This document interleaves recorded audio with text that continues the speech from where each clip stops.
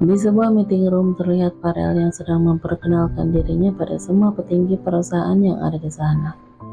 Farel harus meyakinkan mereka semua bahwa dia akan bekerja keras untuk menjadi CEO yang mumpuni memimpin perusahaan. Waktu adalah uang, tidak peduli CEO di perusahaan ini baru atau tidak. Mereka tetap harus melakukan sebuah meeting penting atas usulan dari Edo. Mungkin karena Edo ingin membuat citra saudara sepupunya itu buruk di depan semua orang yang ada di sana. Saya tahu Anda masih baru menjadi pemimpin di sini, Tuan Farel, tapi ketika Anda sudah resmi menjabat menjadi CEO, itu artinya Anda harus siap bekerja keras hari ini juga. Ucap Edo kepada Farel. Di tempat kerja, dia memang memanggil Farel dengan sebutan Tuan. Sebenarnya Edo udah mendapatkan banyak dukungan dari beberapa petinggi perusahaan yang ada di sana untuk menggantikan posisi Tuan Aldi. Tapi sayangnya Tuan Aldi lebih memilih Farel untuk menggantikan posisinya. Farel pun menanggapi perkataan Edo. Tentu saja, saya udah siap bekerja keras membuat perusahaan Gibson makin sukses dan semakin. Edo memotong perkataan Farel. Kalau begitu, apakah Anda bisa menyelesaikan masalah ini? Edo menunjukkan layar monitor yang ada di sana. Terlihat ada sebuah proyek besar yang terbengkalai di sebuah hamparan lahan yang kosong. Anda bilang Anda siap membuat perusahaan ini lebih maju, kan? Tuan Aldi memiliki sebuah proyek yang terbengkalai di sana. Itu karena ada perselisihan paham dengan pemilik lahan dari perusahaan agraria. Apa Anda sanggup mengatasinya? Proyek di sana cukup menjanjikan, sementara ayah Anda pun tidak sanggup mengatasinya. Renata menghela nafas memandangi Edo. Seharusnya Edo tidak terlalu menekan Farel di hari pertama dia bekerja. Aku rasa ini terlalu dini jika kita harus membahas proyek di kota M di hari Tuan Farel pertama bekerja. Edo terlihat kesal karena Renata malah membela Farel. Walaupun dia tahu mungkin karena Renata adalah asistennya pria itu, sehingga harus berada di pihak Farel. Karena itu adalah salah satu syarat menjadi seorang pemimpin adalah sudah memiliki jam terbang yang tinggi di bidang pekerjaannya. Farel pun tersenyum semir.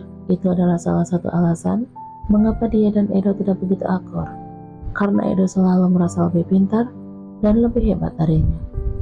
Kemudian Farel pun berkata, "Aku siap melanjutkan proyek itu." Renata tercekat mendengarnya. Dia segera berbisik pada Farel yang sedang duduk tak jauh darinya. "Jangan gegabah, pemilik perusahaan agraria itu sangat arogan, bahkan sangat sulit untuk bertemu dengannya." Farel pun tersenyum tipis. "Aku dengar pemimpin perusahaan agraria itu adalah seorang wanita. Apa kamu tidak tahu kelebihan aku?" Ucapnya dengan pelan sambil mengedipkan matanya pada Renata. Renata pun menghela nafas. Kemudian dia berbisik kembali pada Renata. "Tolong jangan samakan masalah pekerjaan dengan tebar pesona. Itu sangat berbeda. Justru tebar pesona pun bisa dimanfaatkan dalam pekerjaan. Percayalah padaku, aku bisa membuat pemimpin perusahaan agraria itu bekerja sama lagi dengan Gibson Group." Jawab Farel dengan tenang.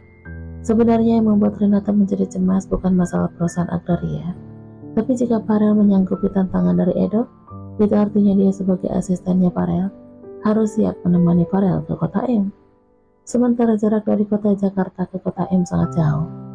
Apakah dia akan aman jika berduaan dengan Farel di luar kota? Setelah jam istirahat tiba, seperti biasanya Renata makan siang bersama dengan Wulan sambil menceritakan masalah yang dihadapi. "Jadi pria yang kamu maksud itu CEO baru kita, Re?" Sewot Wulan ketika mendengar cerita panjang lebar dari Renata tentang siapa pria yang telah mencuri malam pertamanya bersama sang suami. Renata menganggukkan kepalanya, kemudian dia pun menghela nafas panjang. "Iya Wulan, jujur aja sebenarnya aku ingin keluar dari pekerjaan aku. Aku tidak ingin berhubungan lagi dengan pria itu." "Lalu bagaimana dengan ayah mertuamu?" "Ayah mertuamu pasti akan kecewa kepadamu. Dia yang meminta langsung kepada Tuan Aldi untuk mempekerjakan kamu menjadi asisten pribadinya." Renata terdiam sejenak ketika mendengar perkataan Wulan. Itulah yang dia pikirkan. Telah banyak yang dilakukan oleh ayah mertuanya. sehingga membuat Renata tidak bisa melakukan apa yang dia inginkan. Renata hanya takut hatinya akan goyah jika terus bersama dengan Farel. Wanita mana yang tidak terpesona dengan karisma seorang Farel Gibson? Banyak sekali wanita yang memujanya dan mendapatkannya. Seandainya Renata adalah seorang wanita yang tidak bersuami, mungkin aja dia akan dengan senang hati berada di dekat pria itu. Bahkan dia akan sangat merasa bahagia karena Farel sangat perhatian padanya, hal yang tidak pernah dilakukan oleh Edo kepadanya. Mulan malah menggoda Renata. Astaga Renek, betapa beruntungnya kamu bisa melakukan itu dengan Tuan Farel, pasti gagah sekali tubuhnya ya. Renata menelan Salipah mendengar pertanyaan dari Mulan, membuat dia teringat kembali dengan kejadian malam itu. Satu malam yang memang tidak pernah bisa Renata lupakan. Bagaimana bisa dia lupa? Karena malam itu adalah yang pertama untuknya. Rena akui, tubuh Farel memang terlihat begitu gagah. Mungkin karena dia sering berolahraga, bahkan jago berkelahi. Ketampanan yang dia miliki membuat pria itu semakin terlihat sangat sempurna. Apalagi dia adalah pewaris dari Gibson Group. Wanita mana yang tidak akan tergila-gila kepadanya? Renata pun menggelengkan kepalanya. Dia mengutuk dirinya sendiri, mengapa harus membayangkan tubuh pria itu? Aku rasa dia sangat berpengalaman.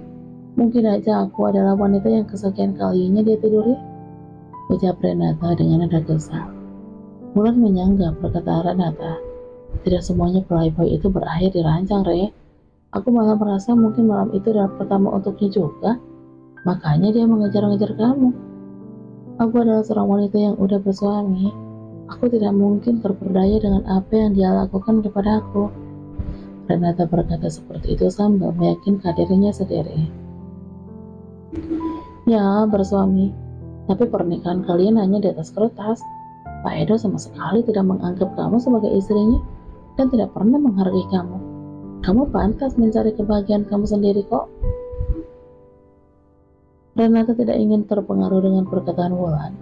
Siang ini seperti biasanya, dia datang ke ruangan Edo untuk mengantarkan makan siang untuknya.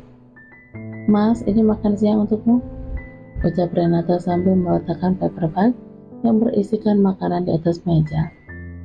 Edo menganggukkan kepalanya, kemudian dia bertanya pada sang istri. Kapan kamu berangkat ke kota M? Besok, Mas. Dan kemungkinan kami akan pergi bertiga dengan sopirnya Farel. Renata akan meminta Farel untuk mengajak seorang sopir jika mereka berangkat ke kota M, sehingga dia akan merasa aman jika ada orang lain selain Farel. Edo sangat merasa yakin di antara Farel dan Renata tidak ada hubungan apa-apa. Mungkin karena dia sangat tahu bahwa semua wanita yang Farel kencani memiliki standar yang tinggi, sehingga dia tidak perlu mempermasalahkannya. Tapi entah mengapa, dia merasa lega mendengar penjelasan dari Renata bahwa Renata pergi ke sana akan pergi bertiga dengan seorang sopir. Baguslah, agar tidak terjadi fitnah di antara kalian berdua. Aku tidak ingin nama baik keluarga aku tercoreng olehmu, Edo berkata dengan nada ketus kepada Renata. Kalau begitu, kenapa tidak memindahkan aku saja ke bagian yang lain? Maksudku, jika aku menjadi karyawan biasa pun aku tidak apa-apa. Renata tahu diri, dia tidak mungkin menempati jabatan yang tinggi di perusahaan itu. Sehingga jika seandainya dia diturunkan jabatan menjadi karyawan biasa pun dia mau. Mungkin itu yang terbaik untuknya agar tidak berhubungan lagi dengan Farel. Edo pun mencibir. Apa kamu ingin mempermalukan keluargaku? Bagaimana mungkin orang tua aku memiliki seorang menantu turun jabatan menjadi karyawan biasa? Maksud aku bukan begitu, Mas. Tapi Edo memotong perkataan Renata. Sudahlah Renata, kerjaan aku masih banyak. Lebih baik kamu keluar dari ruangan aku. Renata pun segera pergi dari sana. Padahal niat dia tidak ingin menjadi asistennya Farel untuk bisa menghindari Farel untuk menyelamatkan rumah tangganya bersama dengan Edo. Karena Renata takut tentang pertahanannya Koya jika terus bersama dengan seorang pria yang memiliki sejuta pesona itu. Apalagi Farel sangat perhatian padanya, walaupun keadaan tinggalnya sangat konyol. Setelah Renata pergi, Edo pun menggerutu. Wanita itu selalu membuat aku kesal. Apa dia ingin mempermalukan aku sebagai suaminya?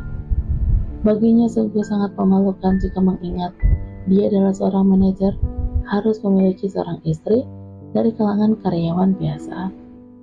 Kemudian Edo pun tertawa kecil. Padahal percuma saja mereka pergi ke kota Hem. Pemimpin perusahaan agraria adalah seorang wanita yang sangat sombong dan sulit untuk ditemui. Karena itulah, Edo memberikan tantangan proyek tersebut pada Farel agar Farel gagal dengan pekerjaan pertamanya. Pasti banyak petinggi perusahaan dan pemegang saham protes dengan gagalnya pekerjaan yang dilakukan oleh Farel. Walaupun akhir-akhir ini dia merasa berhasrat kepada sang istri, tapi harus dia menahannya sebisa mungkin, karena mengira Renata masih datang bulan, dia yakin dia sama sekali tidak tertarik pada wanita itu. Baginya, Tania lebih baik dari Renata, apalagi sekarang ini Tania sedang syuting film. Wanita itu telah menjadi seorang artis, pria mana yang tidak merasa bangga, kekasihnya adalah seorang artis. Ponsel Eda bergetar, rupanya ada pesan dari Tania. Sayang, aku lagi sedih, semua artis yang syuting bareng dengan aku, mereka merendahkan aku hanya karena aku adalah artis pendatang baru. Mereka pamer barang-barang limited edition yang harganya pun sangat mahal. Aku ingin sekali membeli baju yang berharga 300 juta, tapi aku nggak punya uang sebanyak itu. Edo pun menghela nafas. Mengapa akhir-akhir ini Tania sangat boros sekali? Kemudian dia berpikir sejenak, mengapa dia harus perhitungan kepada Tania? Sekarang ini Tania adalah seorang artis, pastinya harus memakai pakaian yang berkelas. Sebagai seorang kekasih, seharusnya dia mendukung Tania dong. Ya sayang, nanti aku transfer